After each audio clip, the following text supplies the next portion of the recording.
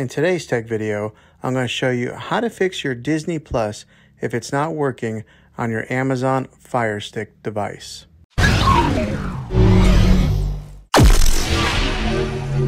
Okay, I'm going to show you really simple ways to try and fix this problem. Now the first one, it's probably the easiest one. What I'm going to want you to do is to unplug your TV from the wall outlet and wait 60 seconds. Then plug it back in. Now be patient, wait the whole 60 seconds. This is very different than turning off your TV with the remote control, so make sure you do it exactly like this. Okay, if that doesn't work, then try this last method. What you're going to want to do is delete the Disney Plus app. So go into your app store or wherever it's at on your TV, delete the app, and then reinstall it again. You'll probably have to log back in with all your credentials, but hopefully this will fix your problem.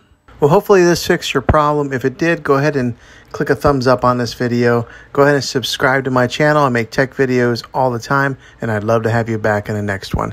Take care.